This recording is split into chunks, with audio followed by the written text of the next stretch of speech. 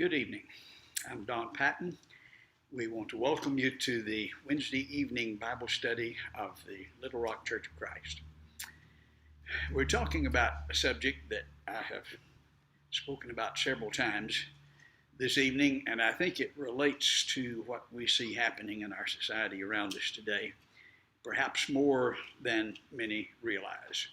And so we've chosen to, and have been encouraged to speak on this subject this evening, the significance of evolution. And there are many people who are concerned that it is being taught as fact in our schools, but are not so concerned because they think, well, maybe it doesn't make that much difference. I believe if you'll listen this evening, we can change your mind. But I want to begin by looking at some wrong answers to the question.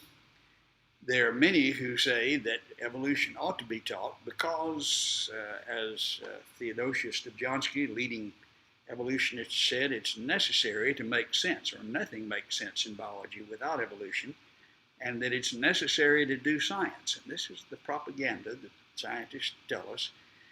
I think the very opposite is true. I think it's a burden on science. I think creationists are much better scientists. But notice the comments that are made by Adam S. Wilkins, who is editor of Bioessays, one of the more respectable science journals in our country. And he's basically saying that this is useless. Are we making some adjustments here? Okay. Is that working? Do we need to... Where's that? I'm getting different signals here. We're on. But we weren't on, or? Back it up. All right, Sorry about that. All right, we're talking this evening about the significance of evolution. Rather than being necessary for doing science, I believe it's a burden on science, and I believe I can sustain that proposition. We want to begin with a statement by Adam S. Wilkins, who is editor of Bioessays, one of the more prestigious journals in our country. And he's making the acknowledgement the subject of evolution occupies a special and paradoxical place within biology as a whole. While a great many biologists would probably agree with Theodosius Dobzhansky's dictum that nothing in biology makes sense except in the light of evolution, in other words, they would say that, most can conduct their work quite happily without particular reference to evolutionary ideas. In other words, it's not necessary. It doesn't have anything to do with the work that they're doing. Evolution would appear to be the indispensable unifying idea, at the same time, a highly superfluous one. It's not needed. We like to, I would say, they have to bow before the idol. This is necessary to be respected in biology, but it's not necessary to do the work. Jerry Cohn at the University of Chicago is one of the most vicious anti-creationists in the country. And I don't think many who know him would disagree with that statement. Nevertheless, he acknowledges that, truth be told, evolution hasn't yielded many practical or commercial benefits. Now, that's an astounding statement from somebody like Jerry Cohn, who is so vicious against the creationist. What does evolution do? Well, it hasn't yielded practical or commercial benefits, but hasn't evolution helped guide animal and plant breeding? He says not very much. Most improvement in crop plants, animals, occurred long before we knew anything about evolution and came about by people following the genetic principle of like begets like. What did evolution do to help?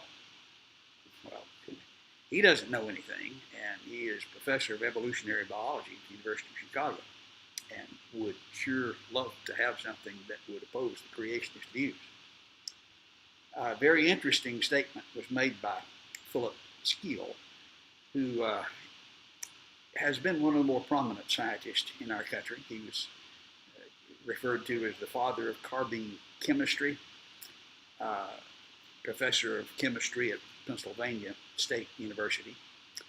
In fact, he has been credited with being responsible for beginning to use antibiotics in World War II on the battlefield, and saved many lives by his pioneering work there. But nevertheless, he says, I examined the outstanding bio-discoveries of the past century. I even queried biologists working in ideas where one would expect Darwinian paradigm to have most benefited research, such as emergence of resistance to antibiotics and pesticides. Darwin's theory had provided no discernible guidance, but was brought in after the breakthroughs as an interesting narrative gloss. You'll find it mentioned, but it's not really part of the story. We also find some really detrimental influences as a result of evolution. One example that I have pointed out from time to time is the butchering of a generation of people unnecessarily, the removal of the appendix when it wasn't, because it's supposed to be useless. It's a vestigial organ. The average price for the removal is about $33,000, I'm told. I had an interesting discussion on this subject, and I'd made the point when I spoke to the North Texas Skeptics Association in Dallas, Texas. Virginia Vaughn responded in their newsletter just weeks later and was just incensed that I suggested that there was a purpose for the appendix. She says, Dr. Patton claims that doctors have now learned that removing the appendix regularly is the wrong thing to do because we need them to produce antibodies. She thinks this is nuts. She goes on to say, I have been involved in medical research for 11 years. She's going to pontificate here. I have a constant access to the latest medical theory. If she does, she hadn't been paying a lot of attention to it. UT Southwestern, where she works, the medical school where I work, has 3 Nobel Prize awarded to 4 laureates. That's a very scientific institution. She's just not up on what's going on. She says, first off, the appendix does not now, nor has it ever in our evolutionary past, produced antibodies. It pretty much just hangs around the catocatelin of organs. Debris makes its way inside the appendix and becomes inflamed. So it's just worthless and ought to be removed. It's just nothing, good for nothing but to get inflamed. And this represents exactly what was thought for a long time. In Scientific American, and this is back almost 20 years ago now, numbers of articles say the same thing, and other things as well since.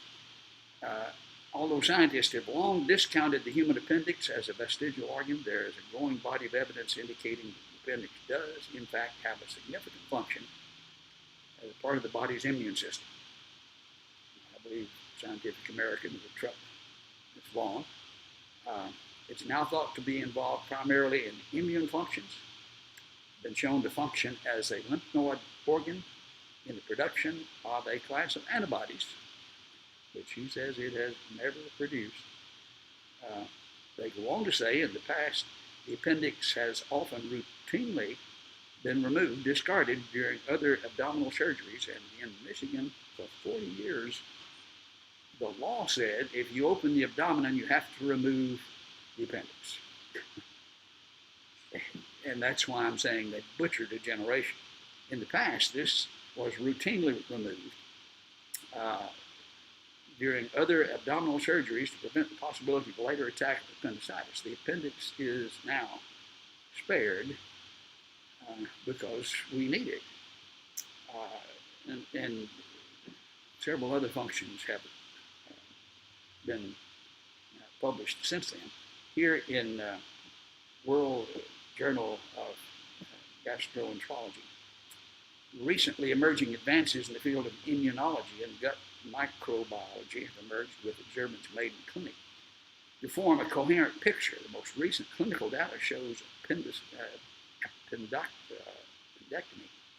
puts parties at increased risk, and it mentions several here, probably other diseases, and says the idea that the veriform appendix is a vestige of evolution was developed more than 150 years ago by Darwin. However, recent studies and current methods employed in the field that Darwin founded have disproved that idea, and then says it's absolute disproof of Darwin's view that it was useless. We've learned, for one thing, that it is useful in restarting the bacteria in our bowels, in our stomach. We need good bacteria. When you have a bad case of diarrhea, it just flushes everything out. But there's a safe house there, the appendix, for the good bacteria. And there's the starter form that then restarts the good bacteria in your stomach once everything else has been washed out. Many good, beneficial things, and it indicates design. But Darwin, evolution, butchered a generation and wasted millions of dollars hurting people because of evolutionary theory. I think it is a burden on science. It's not necessary to do science. Evolutionists certainly understand the implications. Doesn't really make any difference. Well, they know better. Mr. Bosworth wrote an article in the American Atheist called The Meaning of Evolution. What do the evolutionists think about the meaning? Evolution destroys utterly and finally the very reason Jesus' earthly life was supposedly necessary.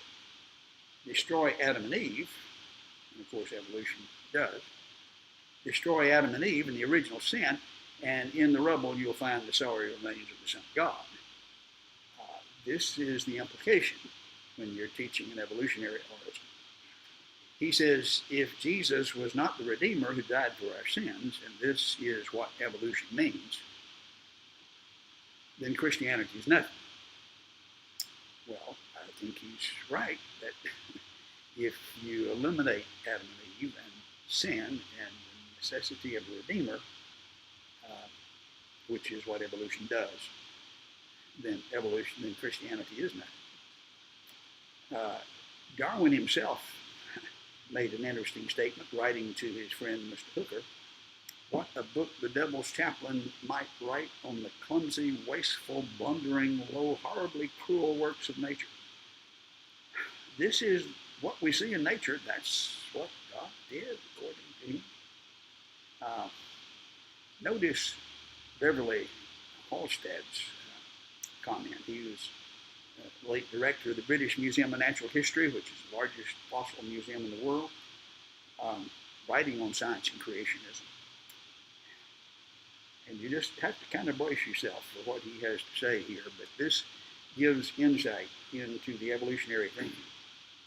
He's talking about the story of creation and the beginning, in the early chapters of Genesis, of course very violently opposed to it. He says, we are fortunate in this story.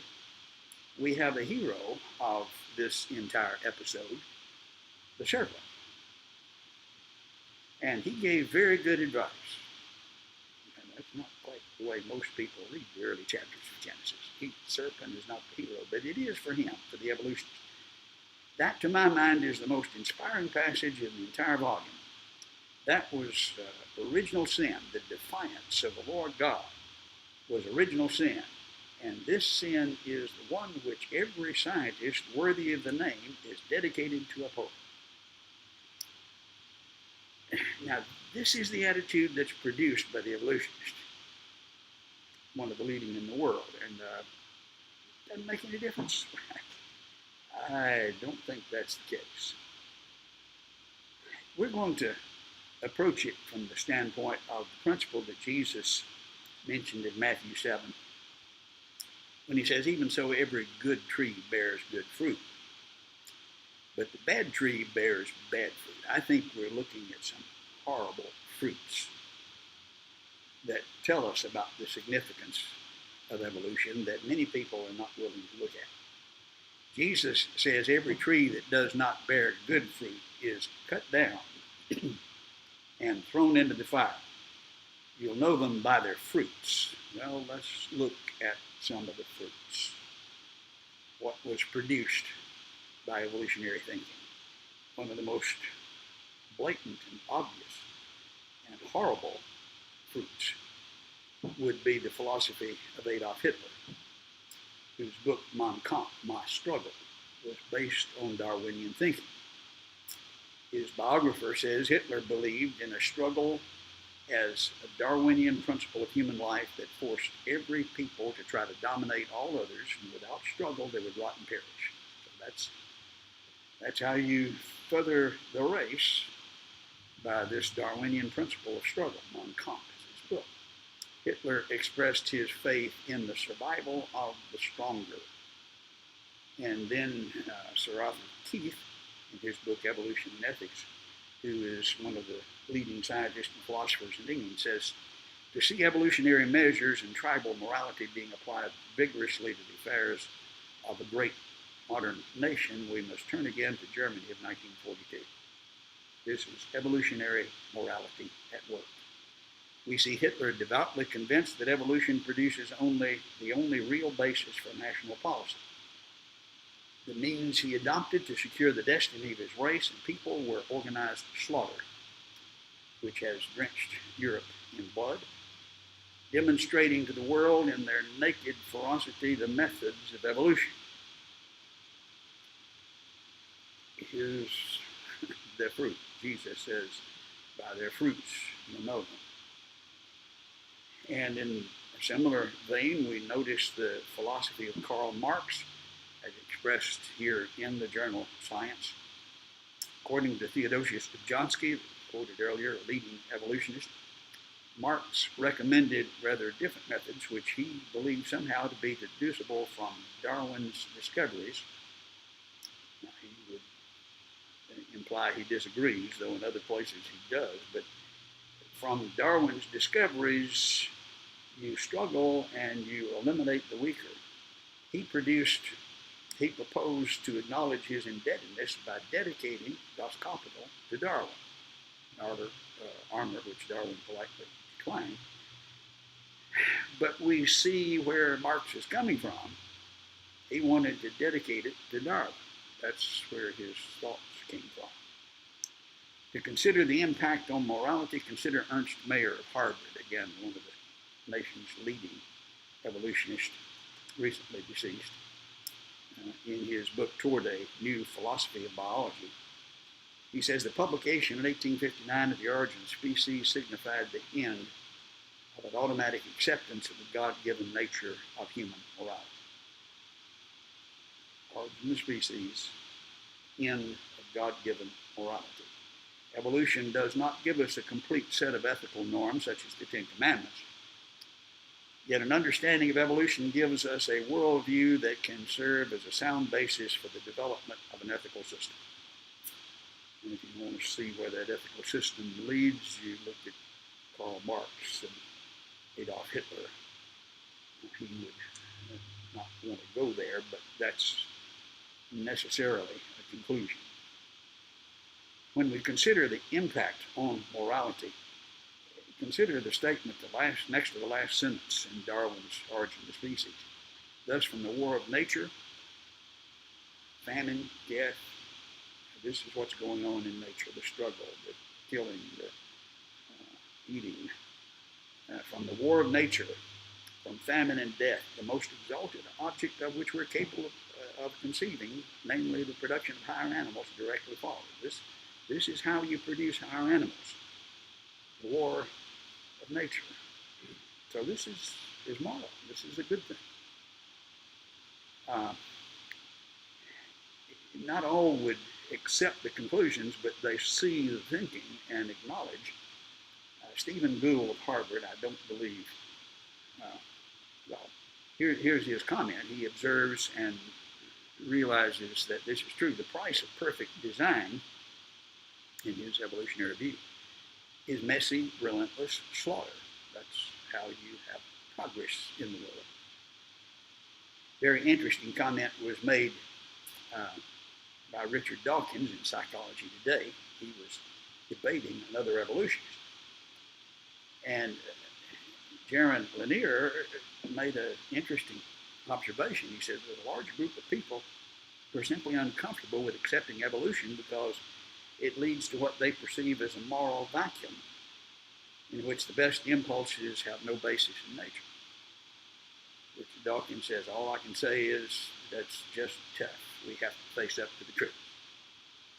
Moral vacuum is exactly where evolution leads, and I can understand a large number of people being uncomfortable with that.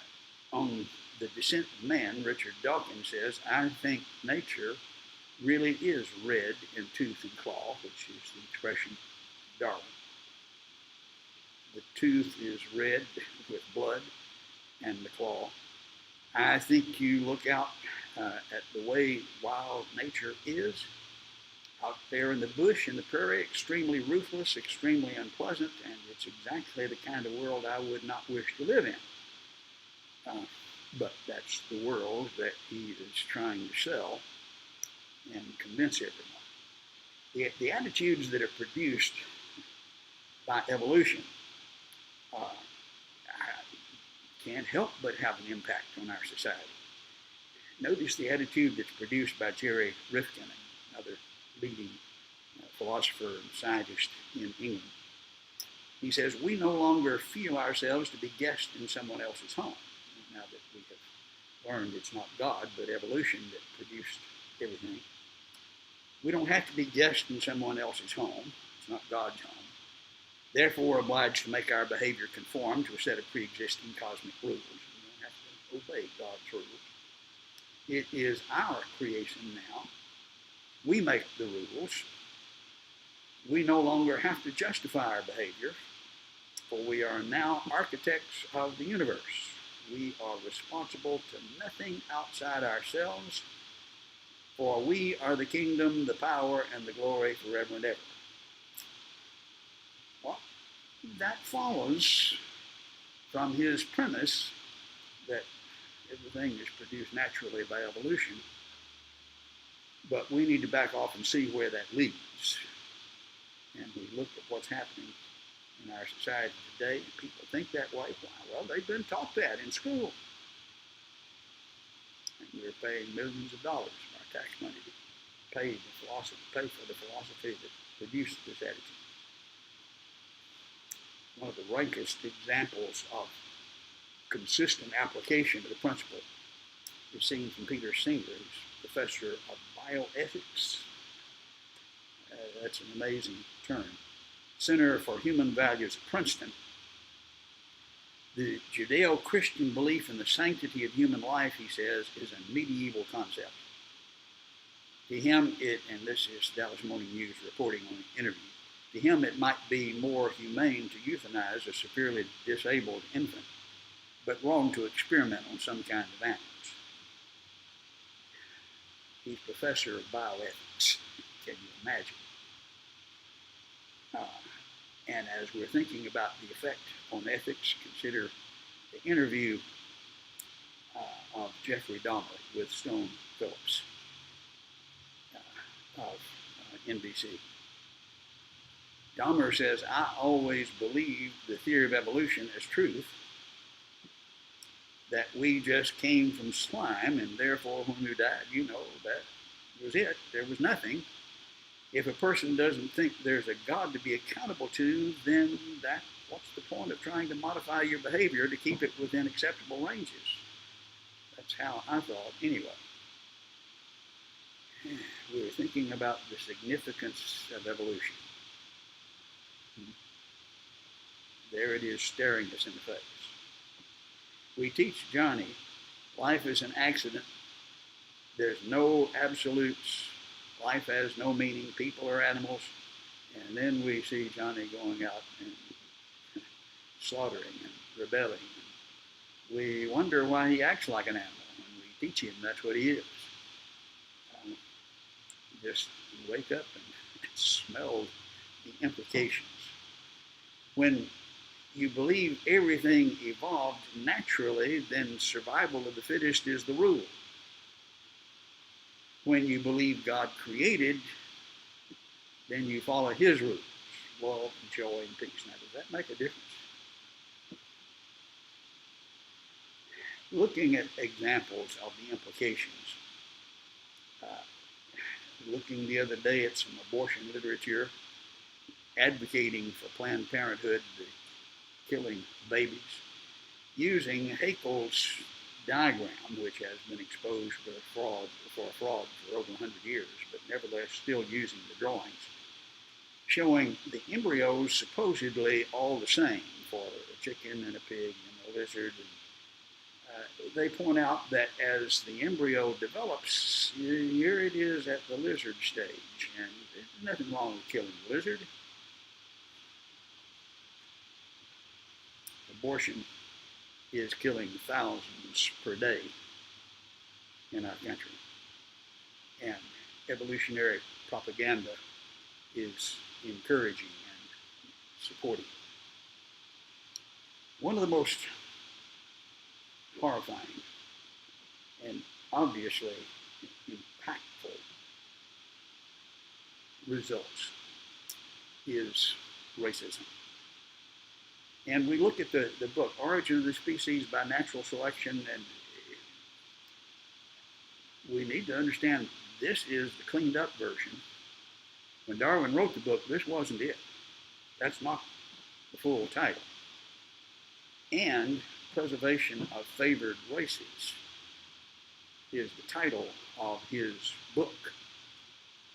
And you see in it very obvious racism, and Darwin was a rat.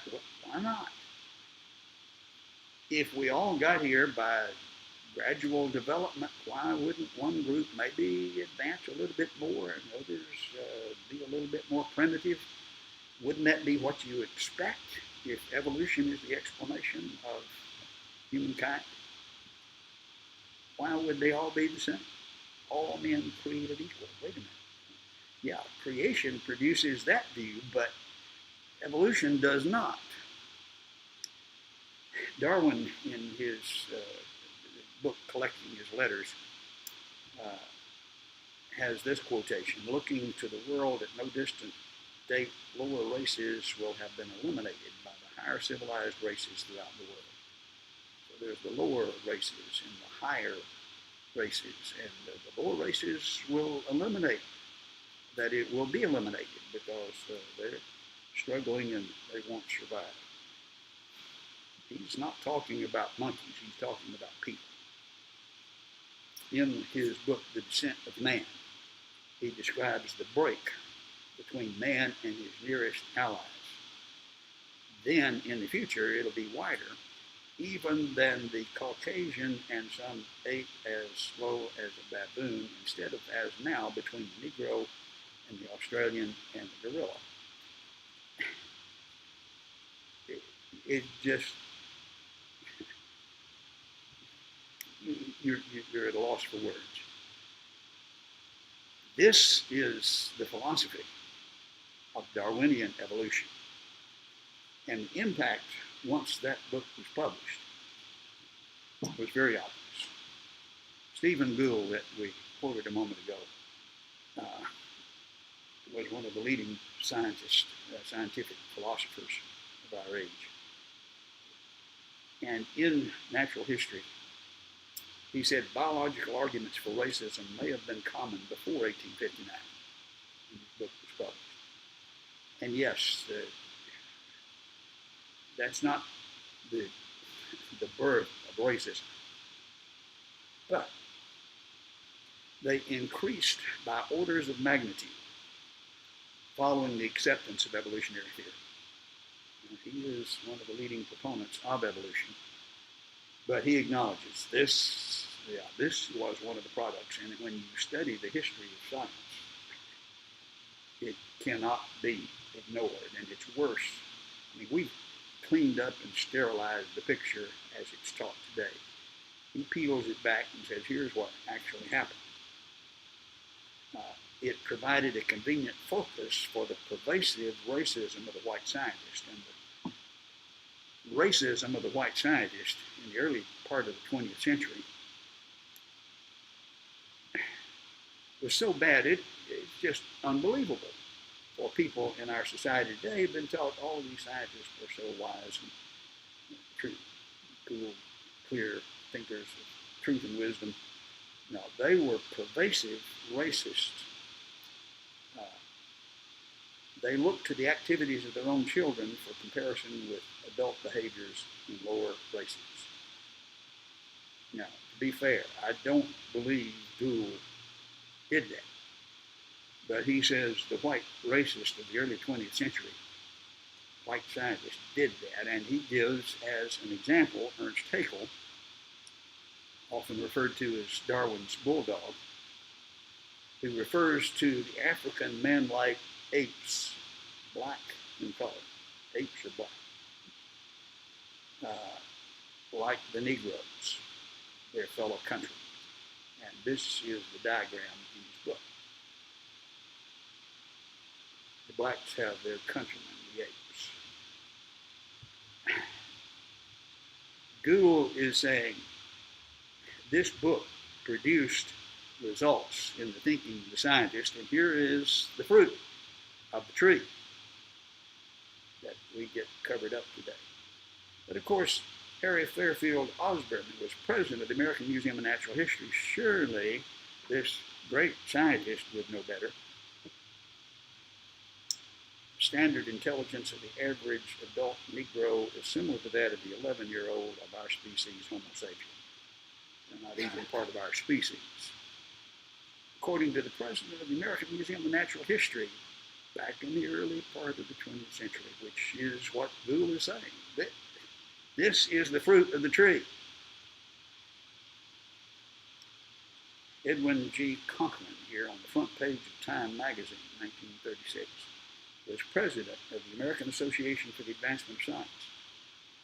Now, these are not fringe scientists. These are the leaders. This is what science accepted. This was the consensus. And he refers to the superiority of the white race. This is a quote from Science. To strive to preserve its purity, to establish and maintain segregation of the races. The fruit of the tree of evolution is what we're looking at. And while it has become socially unacceptable today, it's not because of science. I think it's because people who believe the Word of God stood up and said, we're not going to put up with this. And we have influenced society. But this is what Darwin produced. And we can understand why Christians would think otherwise. Genesis chapter 3 says, now the man called his wife's name Eve because she was the mother of all living. Now, is that going to produce racism or abolish it? We're all brothers and sisters. We all have the same mother. That's what the Bible teaches. Haeckel, the one referred to as Darwin's bulldog, doesn't believe that. This is his drawing, the front piece of his book. We see the Teutonic male up at the upper left-hand corner. That's the height of evolution. And you go back down toward the Negroes and the apes. And it's interesting that next to the last one there in the middle, the bottom row, is his representation of a Jew. He was also an anti-Semite. That's the fruit of the tree.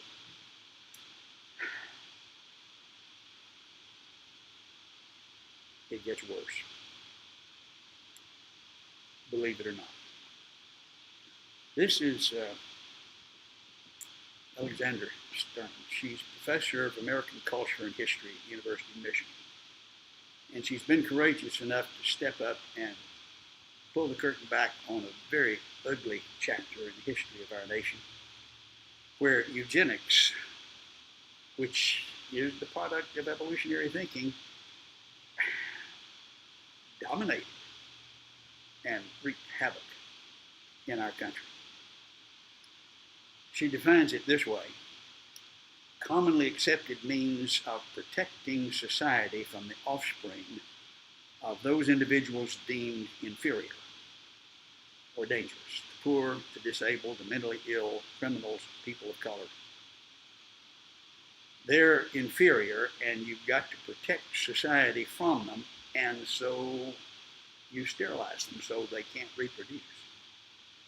And you think, this is Hitler, this is not America.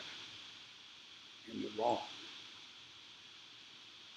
The poster here is from the Third Eugenics Congress, and if you look carefully there at the subtitle, this is the application of evolution to our progress as a nation. You've got to exterminate the ones that are inferior: the poor, the disabled, the mentally ill, the criminals, the people of color. This was another poster that was used in the 1920s. Only healthy seed must be sown. Check the seeds of hereditary disease and unfitness by eugenics. And posters like this were used across the country. Release the stranglehold of heredity and disease. Here are these suckers, these leeches on society, and you have to eliminate them. And this was upheld by the United States Supreme Court, 1927, Buck versus Bell. Sterilization was countenanced by the Supreme Court against those that were considered inferior. And from those scientists we just quoted from, you can figure out who that is. Supported by many scientists, reformers, lawmakers, as one prong of a larger strategy to improve society by restricting the production of the unfit.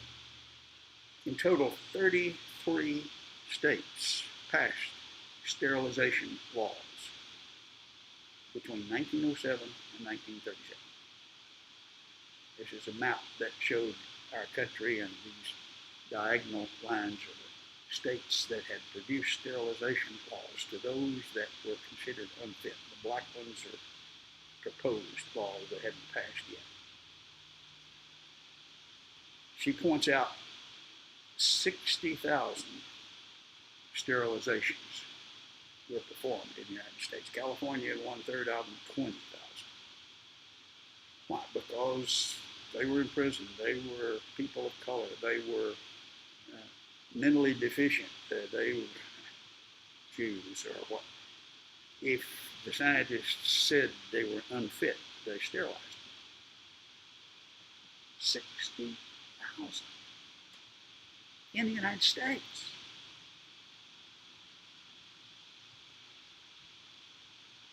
Fruit of the tree.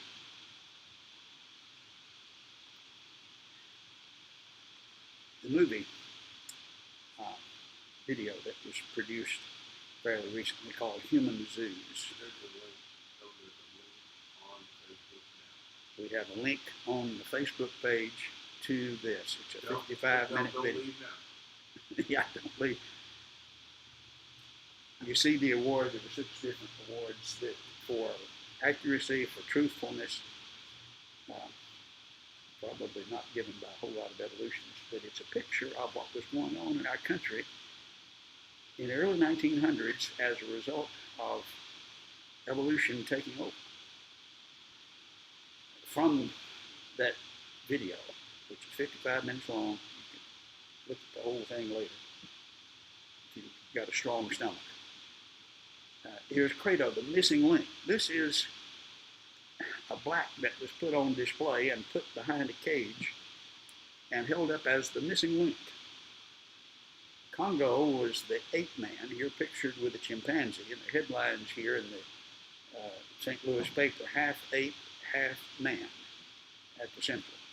Congo, relic of a wild tribe in Africa. And many times there were carnivals that would propose, here is the half ape, half man But it wasn't just the carnivals. It was accepted by the leading scientific institutions in the country, and the World's Fair in St. Louis. One of the main features was primitive people that were brought from Africa especially to show evolution in progress. William McGee is the official anthropologist for the World's Fair, or was. He was previously president of the American Association for the Advancement of Science, and he displayed the primitive people to promote Darwinian evolution. Now, here's the American Association for the Advancement of Science. He's the extreme left over here. But they chose him to be head of the Department of Anthropology there at the World's Fair. And they brought in primitive people, some of them in cages. Sometimes they just reproduce the villages.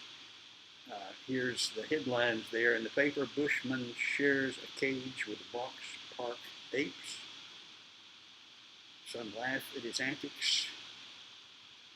Orta Binga was one of the pygmies that was caged and ridiculed as the half ape, half man. You just want to cry. That's the fruit of the tree that we're looking at. Significance of evolution doesn't matter. It's not necessary for science. It's a burden on science. It is definitely anti-Christian. It is the foundation of the thinking of Hitler and Marx. It destroys morality, has advocated abortion, and has produced the racism, the eugenics, the human zoos. That's a pretty nasty tree. It's destroying the foundations of the thinking of a lot of people. Psalm 11, David said, if the foundations are destroyed, what can the righteous do? That they're not trying to take the building down, they're destroying the foundation. What we read in Genesis. Christianity is founded on Genesis. And when that foundational knowledge is destroyed, then society is destroyed. Genesis 2 says, Adam said, this is now bone of my bone. She should be called woman because she was taken out of man. When Jesus was asked about marriage, he said, this is the foundation of the thinking. Is it lawful for a man to divorce his wife for any reason? He says, have you not read? Go back to Genesis, to the foundation. He who made them at the beginning made them male and female.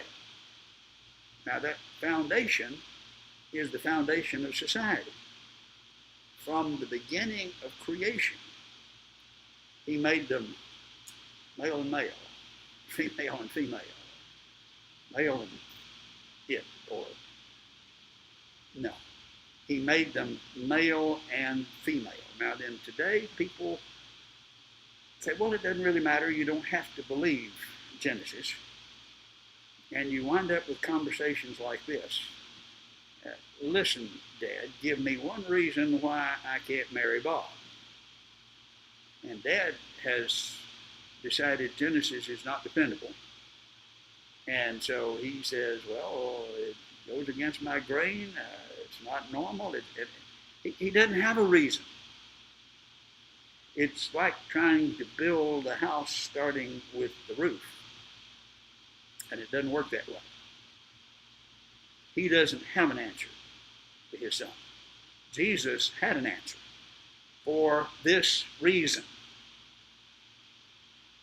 A man shall leave his father and mother, shall be joined to his wife.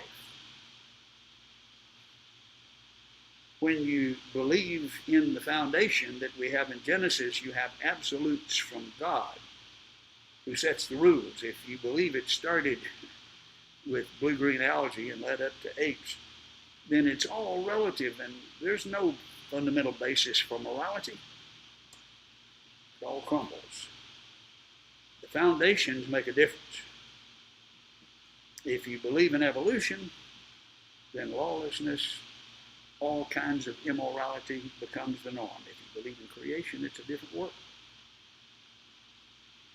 it makes a difference.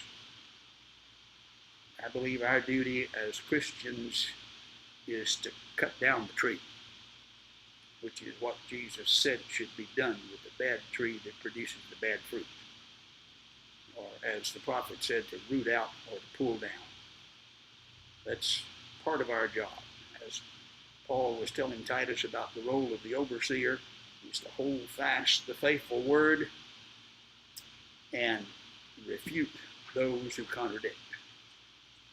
There are those who are contradicting that which the Bible plainly says, certainly in Genesis, and it's time to refute it. And if we're not doing that job, we're not doing what Christians ought to be doing. 1 Timothy chapter 2, Paul says, I write to you that you know how you ought to conduct yourself in the household of God, that is, which is the church, the pillar and support of the truth. If we don't uphold the truth and refute those that are contradicting, then we're not doing our job. It is sickening to see what's going on in our society. I believe a lot of it is laid at the feet of Charles Darwin and evolution, and the implications are just really, really obvious. We're supporting it, paying for it with our tax dollars. It's time to back up and look at the fruit and see what's happening. We thank you for studying with us this evening. We encourage you to tune in to the TV program, What is True, Sunday morning at 8 o'clock. Then we're worshiping here at 10:30, and then again at 5 on Sunday.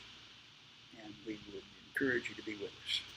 Let's conclude with a word of prayer this evening. Our Holy Father, we're so thankful that you have revealed divine truth to us, that we're not left to try to come up with all the answers ourselves, but that you have given everything that pertains to life and godliness through the knowledge of the Lord and Savior. We're thankful for that.